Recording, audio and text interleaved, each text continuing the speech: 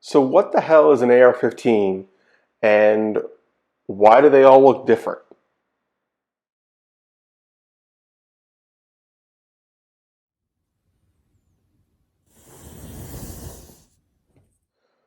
Welcome back to Bullets and Brass, folks. Today we're basically doing remedial stuff. This is stuff that to some extent I have covered in the past, and I just think it's worth redoing. I think that this is a topic that is elementary to the modern firearm world, particularly in the US. AR-15s are ubiquitous, despite what the media would like to tell you and what the politicians seem to think. They are literally one of the most common firearms in the country. They cover such a huge range that saying, well, AR-15s are only good for this doesn't really hold water. Trying to say they're a niche item, absolutely wrong. Trying to pigeonhole them, somebody out there makes an accessory modification design on an AR-15 that does whatever it is you want to do. So let's get into it. First, AR-15s come in two parts. We've got an upper half and a lower half, generally just referred to as lowers, uppers. Now, lowers are what currently, and there's some legislation being talked about that would change this in weird ways, but the lower is technically the firearm, despite the fact that, as you can see, it doesn't have much fire. And I mean, I guess it vaguely is arm-like, particularly with the arm brace on this one, but you get the idea. Now, the law says absolutely not a firearm right now. That's just how they've classified them. This is the firearm, the lower receiver, because it houses the fire control group. Not a firearm because it doesn't house the fire control group. AR-15s are weird like that. The lower. Now they come in a variety of styles. The main part we're talking about is this area right here. Basically from here, down, over, down. This, some of them don't have it. It's a piece that they can add. They come in different shapes. This one's built in, but it isn't always. It also holds your safety. Let me turn it around. You've got your safety, your bolt release,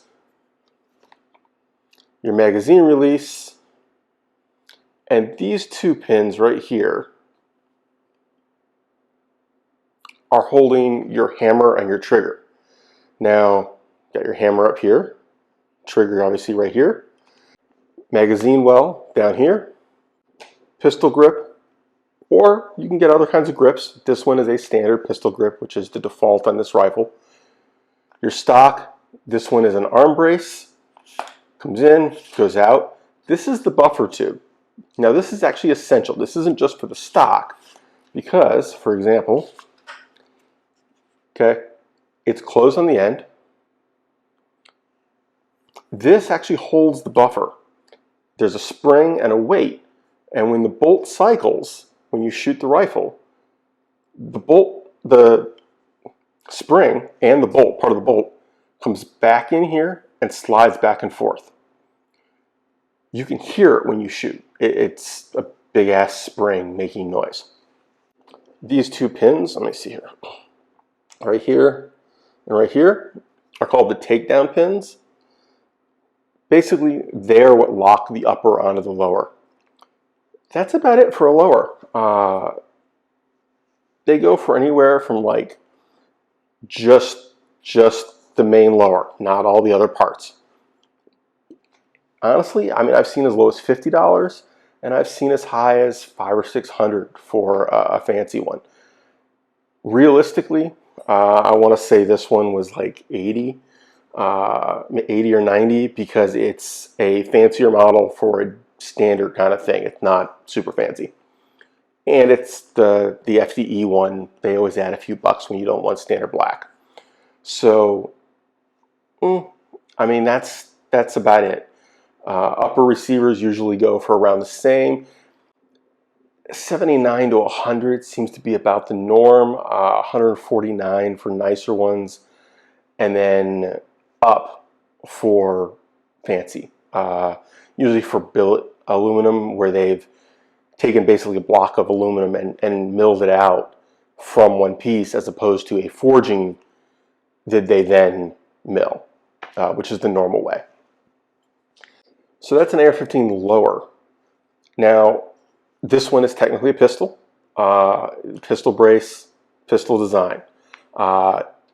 Obviously, with AR-15s, pistol, rifle, short barrel rifle, it gets a little complicated, because if that's the rifle, that's the receiver right there, all the rest of this is Tinker Toys. It's Legos.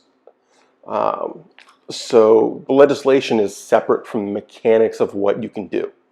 You have to follow the legislation, but don't confuse the physical materials and abilities with the actual law. The law doesn't reflect the reality very well. We usually kludge together to meet the requirements. Things that were legal one year are not legal, or are suddenly a different item. In Connecticut, this would be, and obviously you'd have to have bought it as this, because that's going on the paperwork. This would be an AR other. This would be an other. It would not be a firearm. I mean, it would not be a rifle. It would not be a pistol. It can only have certain kind of uppers on it. Just because that's what the law says. Doesn't make any sense. This is also an AR lower. Okay? Built-in stock. Also has a buffer. Buffer 2 is built in. Pistol grip is built in. You can see this is straight across here, but that is built in, molded in. This is all plastic. This is a molded plastic design where it's all one piece. They basically took two halves, two shells, and vibration welded them together, side to side. So different kind of setup. They do make these again.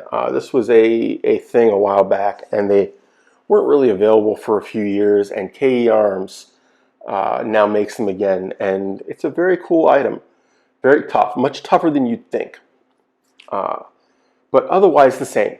Mechanically, functionally, what this does, exactly the same as that other one. You have a fire control group that does the exact same thing. You have a magazine well that holds the same magazines. You have a stock that does the same thing. I mean, this one isn't a pistol stock where it wraps around your arm. Whatever. But basically, the same item. Just looks very different, doesn't it? Now, uppers.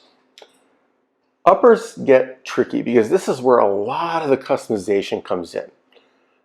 In this particular case, this is a relatively basic, either short barrel or pistol upper, depending on what lower you put it on.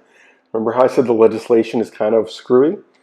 This is a short upper. If I remember correctly, it was 10.5 inches, I think. I can't remember what I bought. This is my oldest short upper when I first got into SBRs. So the actual receiver is this area right here. Okay, that's the upper receiver. All the rest of this is attached. You have a charging handle, and this comes out.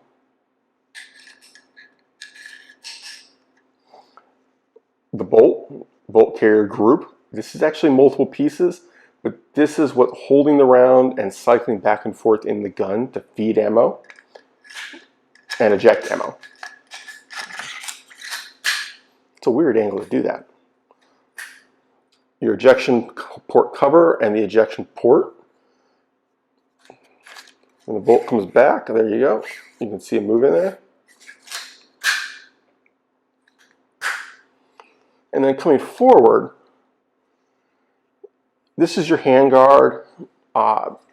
Sometimes they call them rails, but this one doesn't have rails on most of it. At this end, we have a muzzle device. In this case, it is just a blast deflector can that projects the blast away from the shooter and away from people to either side because it is a very short barrel. Let me see if I can get that to come off. Yeah, there we go. That is the actual flash hider slash muzzle brake or whatever else it is for you. There's a million different versions of this. In my case, this is the one that fits my suppressor, but that's the part back here, not this area up here. But these, like I said earlier, come in a huge variety of sizes and shapes and types. So here's another one. Doesn't even fit in frame. There we go.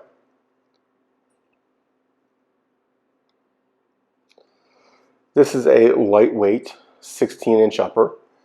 Also has a muzzle device that works with my suppressor. Thin, lightweight rail system. This one has almost no Picatinny. I've got a little bit up here. But this one is all M-LOK, which is, let me see if I can get an angle. Can you see that? That's these. They're just slots. They're oblong slots, basically. But also an AR receiver. This one is a different style. It is more angular, different brand, different style, functionally the same. This is one of my standards. I use this thing all the time. It is, if you've been watching my channel, this is the What Would Stoner Do style upper. It is not exactly like theirs, not even close, but it's inspired by. Low magnification optic, in this case a 2x scope. I love this. This is the Primary Arms GLX 2x. Honestly, if I had to pick one optic for ARs and stick with it, this would be it. You know, when the 2x Cyclops comes out, I'd have to take a look. That may beat it just because it's smaller. I'm not sure. I'm going to have to try it out. But as you can see, we're both in frame here. Much longer, much beefier, but shorter in terms of appearance. It isn't really any beefier. It just looks it. It is a heavier barrel profile. This is a long, skinny barrel, very lightweight. But AR uppers are modular. The receiver, the rails, the barrel, all the accessories mounted on them, the bolts, the charging handles, they're all things you can change. You can buy different brands and mix and match. It all works together. So it isn't like there's like some magic secret. ARs are literally Legos. They are Lincoln Logs. They are, you know, Barbie for guys. That is what I got for today on AR-15s. Basically, that's just what they are. You know, you can make them a bunch of different ways. Magazines come in different sizes. I have a 20 rounder and a 30 rounder here. Different colors, different manufacturers. These are both polymer. They come in aluminum.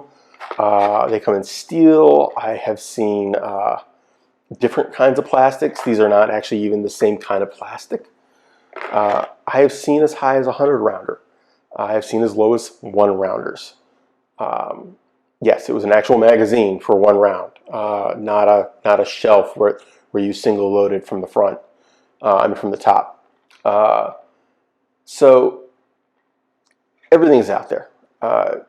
You know, honestly, if you go to a Midway, a Brownells, even your local gun store, go to Primary Arms, go to AR15.com, go to the AR15 section, and there will be a gallery.